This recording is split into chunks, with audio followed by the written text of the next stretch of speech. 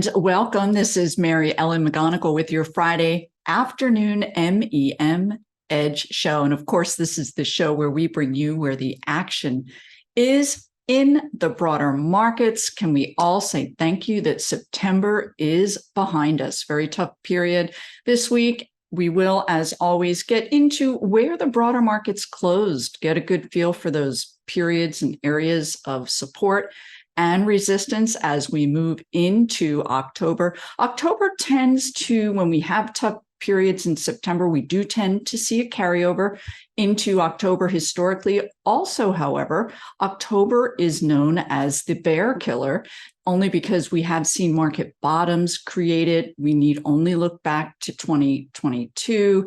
And that's what we're going to be, of course, as always, on the lookout for that potential bottom and turnaround process. In the meantime, let's take a look at some of the more elevated and important news that took shape this week. First up, we did see the price of oil spike yet again up at about $94 before pulling back. We'll take a look at that. Also take a look at the impact on energy stocks, if there were any. The yield on that 10-year treasury continues to climb. We'll take a look at that as well. It is now at that 4.6% level, all about the Fed's need or desire to keep interest rates elevated. And we did get news, certainly not news, but we are going to continue to see these Fed governors out speaking and their comments are market moving. Today, the Fed governor for New York did suggest that we do need to keep elevated interest rates, which in turn really had the rally today fizzling. That was one of the primary reasons. We did get new home sales data this past week. They dropped 8%. This is all about increased interest rates, increasing mortgage rates. We did also see consumer confidence. It dropped to a 14-month low, and this is all about high prices, inflation impacting consumers. We did see weekly jobless claims, not a whole lot happening there. However, Q2 data, this is GDP data that came out, did show that the second quarter came in relatively strong at about 2.1%. There is anticipation among economists that Q3 could be even stronger. So we do still have that backdrop of an economy that is healthy. So that is good news as we move through. And then also today, very important PCE data was released, and a couple of factors there. We did see inflation jump for the month. However, all about increased gas pricing. If you were to strip that out, as well as food, we are seeing a softening in inflation. So mixed, but generally good news there. So let's go ahead from here and jump in, take a look at these charts, see where the markets ended, and then if there's sector rotation going on as well. And here we are with a daily price chart of the S&P 500. And we can see from this beginning period in September, the decline that this index has experienced, down 5% for the month. However, this week we were down a little less than 1%. From here, we're going to take a look at this key area of possible support. It is at that 4,300 level. We closed just below at the 4288 level. So we continue to wobble and hang around at this 4300 level. A lot of indecision here as the markets ebb and flow. Now, on the momentum indicator side, that RSI, relative strength indicator, still in negative territory. Likewise with stochastics down here, heading upward a bit, but very much in negative territory as well. So if we move through, we want to take a look, of course, at the Nasdaq and the Nasdaq composite, also hovering around its key area of possible support. However, the Nasdaq ended the week flat, and I'll share with you some of the reasons and what helped the Nasdaq not be negative for the week. However, it is down almost 6% for the month. But let's take a look at this chart, and we can see that we did close the week at 13219. So we are just above this key area of possible support. That relative strength indicator heading north, but still in negative territory. And then likewise with the stochastics. However, as you may note, relative to the S&P 500, it's just a little more advanced. And I could say perhaps from my work, it could be because I want that to take shape. I want this prior leadership area to resume that leadership status. But of course, we are not close to that taking shape just yet, but we will, of course, keep a very close eye on that. Now, let's go ahead from here and take a look at the underlying 11 sectors in the S&P 500. We have a 2-month daily price chart view, and it's sorted by RSI. That's that relative strength indicator. And up here on your left side is the relatively strongest area, and it is energy XLE. Now, we talked about the price of oil being elevated. We did see somewhat of a response. However, a lot of that was given back with a pullback today. The group was up 1.2% for the week, but this was all about a couple of headline news. China news coming out with their major real estate company being paused, or actually the CEO is under police surveillance, and that really startled individuals. And also, as it relates to this price of oil, there was news that Biden did cut back on the ability for oil and actually, my goodness, discovery in the particular markets. Sorry, I am going to elaborate much more on that in my MEM Edge report, because it will have some impact as we move through. And keep an eye out on the one last standing area, the energy sector, up above that 50-day simple moving average. Let's go ahead and move forward from here. I did want to share with you XLC. This is communication services, primarily in internet-related names. And you can see it's trying. It is in the potential beginning stages of forming the right side of a base. And we could see that RSI almost inching toward that net neutral. However, today's pullback did not help the case. You can take a look at some of the bigger names in here, and certainly Alphabet would be among them. And that stock was up 0.5% this week. There were other vibrant areas in there as well, keeping an eye on that. Again, another one of those former leadership areas. So moving through, taking a look at some of these other sectors that led us earlier this year. Here we are with technology XLK down less than 0.5%. So certainly relative to the S&P, an outperformer, and we can see this downtrend reversal attempt potentially taking shape. And of course, good news, that's what we want to see. Microsoft fared well. That's a heavyweight name in that group. Let's go ahead and move forward, because some other areas are also attempting to reverse their downtrend trends. This is consumer discretionary XLY. Tesla, certainly a heavyweight here, up 2.2% for the week, and other vibrant areas as well that I will share with you in this discretionary area that is beginning to help the group try and at the very least stabilize. You can see we still have quite a bit more in the way of work, but it certainly is constructive and encouraging. So moving through, taking a look at some of these weaker areas, you want to make sure you're not overweighted in the areas down here in this lower right quartile.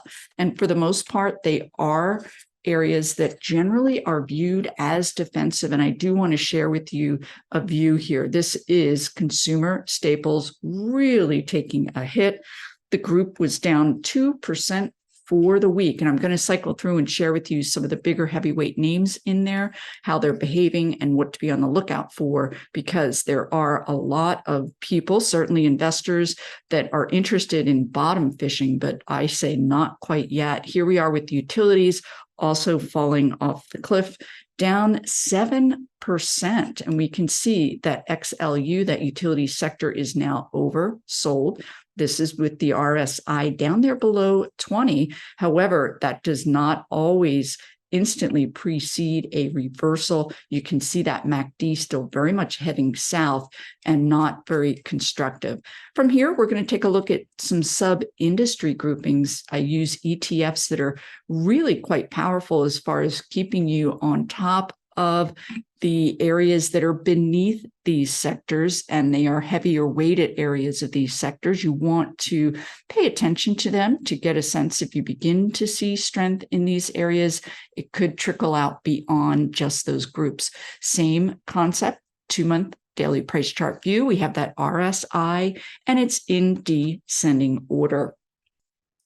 Up here at the forefront, here we are with the US dollar hitting a near-term high before pulling back. Now, a strong dollar is generally not good for the markets, and this continued climb certainly is going to negatively impact those larger global facing companies with that strong dollar, reducing the value of their sales. Moving forward, here we are with the yield on that 10-year. This is the second highest on that relative strength bias basis. And we can see up here at 4.57, rounding it up to 4.6, very elevated here for interest rates. They remain high, and this is going to be a sticking point, particularly for growth names where their future values are reduced by that high interest rate. We've already seen the impact on housing stocks and other areas that are tied to interest rates as well. Brent crude, we can see I talked about that pickup there. It did get up very close to that 96 level.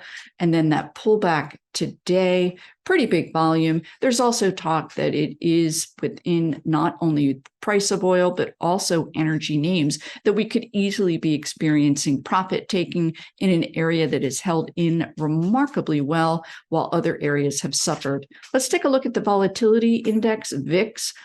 Pretty choppy price action here, but we did end the week at 17.5. From my work, if we are above that 16 level, it generally does not bode well for the markets. So keeping an eye on that, still an elevated volatility or fear index number. And then moving through, I did want to share with you semiconductor stocks. That's SOXX is the ETF that I use, and it's up 1.5%. Very, very encouraging. I hopefully we'll get to sharing with you a couple of the names here. But what we are beginning to see in some of these tech areas is a little bit of bottom fishing, trying to get ahead of that potential downtrend reversal that may be anticipated later next month. So here we are. You will want to see that turnaround here in that MACD, get that RSI up in positive territory, but also be very aware of this downtrend reversal attempt that failed back here at the end of August. I'm going to get into all that in my weekly report as far as why that failed, technically what to be on the lookout for, and so on. You don't want to get sucked back in if the timing is not quite there. Here's another area in technology, and it is software, not as strong as semiconductors this week. It was up about 0.2%. But it is trying, and I am going to keep an eye on that. One thing I will share with you, we can take a quick look at the concept here, is looking for stocks and industry groups that do not undercut their prior lows. You want to see a higher low. That's quite constructive if we're able to see a continuation rally there. From here, we can take a look at small caps. They've had a very tough period. I'm going to pull up a monthly here, and there you go. You can see it was down about 6%. So that's in line with the Nasdaq. But this week it did end flat. We are seeing a little bit of buying shaping up here in these smaller names, but very, very volatile back history here recently. So tread lightly is what I would suggest. And then also one last area that we can take a look at here are commodity stocks. And what I did want to point out to you is, let's pull up a weekly on this. It's DBC, the commodity index. And you can see that overall, it has really suffered quite a bit. And it was later in this year that it did turn bullish on this weekly. It was not until Q3, and it was in the throes of potentially trending higher, but the weekly chart does still show constructive technical signals with the RSI up here above 50 and that MACD up above that net neutral. So keeping an eye, I am on that area. Certainly oil is going to dominate it, but there are other areas that are beginning to pick up in this commodities area. So from here, let's go ahead and I will share with you that concept of looking at names that could potentially be in the throes of beginning to turn around. And you'll also see themes as it relates to industry groups. I also have a couple of base breakouts to share with you as well, mostly earnings related. And also what to not be on the lookout for as it relates to areas that are very much in clear downtrends and not quite ready to turn. So first up, what I did want to do is share with you a couple of names that are faring quite well in an otherwise difficult market. I talked about vibrancy in some of these retail names, and this is Abercrombie and Fitch, A and F. They had that gap up on earnings, and you can see it pulled back with the market. So this is just an example. If you are interested in potentially looking for names that are really, in this case, withstanding the broader markets or reversing a downtrend, first up here is that RSI never got into negative territory during that pullback, and that's certainly constructive. And also the MACD remained above that net neutral zero. And then as the stock began to advance above these moving averages, we're on the lookout, and it does appear to be shaping up here, is that MACD crossover indicating a new uptrend. And then we do have that base breakout. One other name that's also very similar space as far as their demographics and being in this retail is American Eagle, AEO, American Eagle, and very similar concept. However, we did get that negative momentum shift with that RSI. So from there, you will want to look at the name a little bit differently. In particular, if it breaks below that 50-day simple moving average, would not even consider it until it gets back above that key area. From there, we want to have that RSI enter back into positive territory. And here we are with that MACD crossover into above zero positive territory. So from here, let's go ahead and take a look at some names that are almost reversing their downtrends. Actually, I do have one other name, and it is in that commodity space, but definitely worth taking a look at. This is Boise Cascade, BCC, pulling back with the markets. And actually, interestingly, it did pull back 3% today, and it is reversing in the beginning stages of potentially reversing its downtrend. What had caught my eye earlier this week is a move back above that 50-day simple moving average. We have that MACD crossover. We will want to see it get up in positive territory. And then we had that positive RSI. So from here, today's 3% pullback could be foretelling, and this is the kind of thing that you will need to be aware of when looking for bottom fishing or turnaround candidates, is the inherent volatility that is taking place in the markets. So let's take a look at another name, and what we're on the lookout for is characteristics of a potential turnaround. Not the prettiest chart, but this is Roblox and Roblox, RBLX. And what you want to see, for instance, in this case, I'll just mark it up here when looking for potential turnaround candidates, is first up, that oversold position is going to help give a little more fuel to any rally attempts. And first up will be a move back above these shorter term moving averages. But you do need to be aware this downward trending 50-day is going to act as a very formidable potential blockage. And a move above that will be needed before the stock can potentially trade any higher. From here, let's take a look at some of those base breakouts that took place last week. And you will see they were primarily earnings driven. This is Jabil, JBL. We can see this gap up into a base breakout. A couple of characteristics you'll want to be aware of, and this is going to be more as we move into earnings season in a few weeks. This concept of a base breakout, gap up, huge volume, and then positive RSI and MACD. What I did want to point out to you as well is take a quick look at an intraday chart here, and this is yesterday, Thursday's gap up on earnings. And when you see a stock gap up on very big volume, it actually wound up being up 18% on the day. But statistically, if this third 15-minute intraday bar has a higher price print than the high of that first bar, statistically, you're in good standing for the stock to continue higher. Of course, the market backdrop is going to have quite a bit to do with that as well.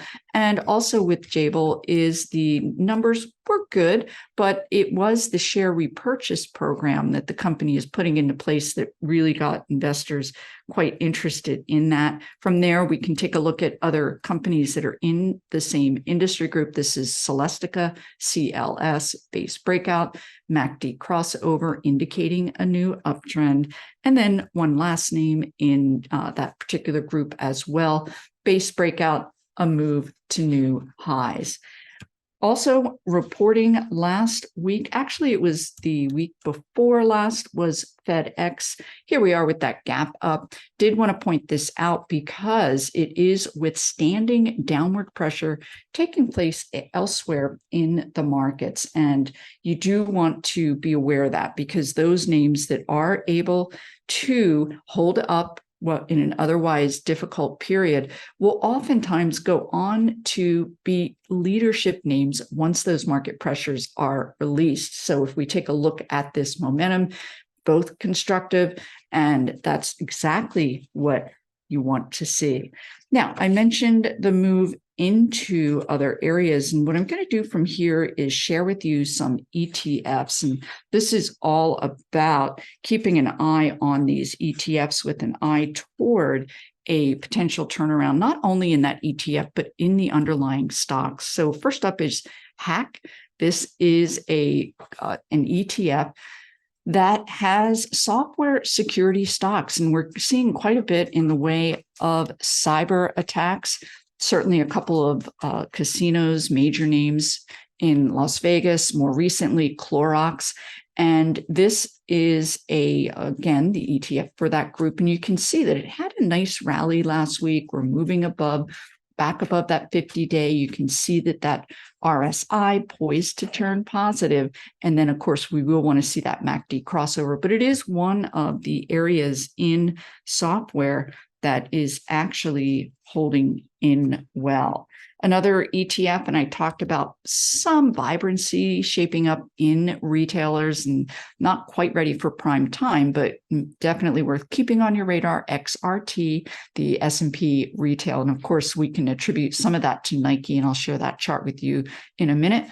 But here we are with this reversal attempt, not ready for prime time. We do want to get those momentum shift into more of a positive stance, but we did get nice volume on last week's rally, so keep an eye on that. From here, we can pivot over and take a look at Nike. Now, I will say they are reporting numbers from a very depressed area, but we did get that 6% bounce. The company had a very constructive outlook for the future. What I did want to share with you on this intraday is the fact that unlike JBL, this gap up fizzled, and that's viewed as negative price action. So something to keep in mind if you are looking at these names that are coming out with constructive earnings, and actually, are they able to continue higher? And last up on the ETF front, let's take a look at FDN, not a widely known ETF, but it is the Dow Jones Internet Index Fund. Again, super early. We're not quite there yet, negative momentum.